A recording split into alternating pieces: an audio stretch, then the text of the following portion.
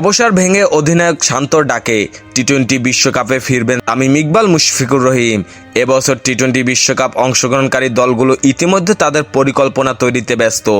আন্তর্জাতিক টি-20 থেকে অবসর নেওয়া তামিম ও মুশফিক সাম্প্রতিক এই ফরম্যাটে দারুণ ফর্মে রয়েছেন।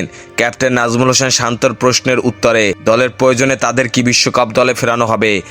মঙ্গলবার 16 এপ্রিল গুলশানে আয়োজিত এক অনুষ্ঠানে আসন্ন বিশ্বকাপ নিয়ে কথা বলেন নাজমুল হোসেন শান্ত। এ সময় তিনি তার সমর্থকদের উচ্চ প্রত্যাশা না রাখতে বলেন। সেই অনুষ্ঠানে শান্তকে আলাদাভাবে প্রশ্ন করা হয় অবসরে যাওয়া তামিম ইকবাল ও মুশফিকুর রহিমের ফেরার বিষয়ে। এ প্রসঙ্গে বাংলাদেশের অধিনায়ক স্পষ্ট বলেছেন তাদের এ ধরনের কোনো উদ্বেগ নেই। তিনি বলেছেন, এই মুহূর্তে আমি এটা তামিম মুশফিকের টি-20 অবসর নিয়ে ভাবছি না। বিশ্বকাপ আর বেশি দিন নেই, দল মোটামুটি প্রস্তুত। বেশ কয়েকদিন ধরেই তামিম ভাইয়ের ফিটনেস নিয়ে প্রশ্ন উঠেছে, আমরা এটা নিয়েও কথা বলছি।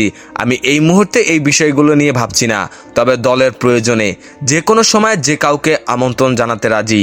মুস্তাফিজকে নিয়ে শান্ত বলেন, আমি যেটা বলতে চাই, যখন মুস্তাফিজ বাংলাদেশের হয়ে খেলে তখন ওর আগ্রহটা আরও বেশি থাকে। ওটা তো বাইরের একটা লিগ খেলছে, অবশ্য ওখানে ওর কমিটমেন্ট আছে, তার কমিটমেন্ট ওখানে সে শো করে দেখায়।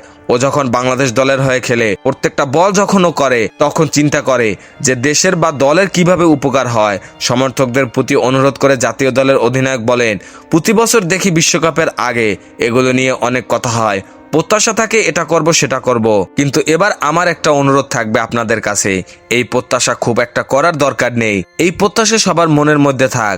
আপনারা জানেন বাংলাদেশ দল কি চায়, আমরা খেলোয়াড়রা জানি বাংলাদেশকে কত দূর নিয়ে যেতে চাই।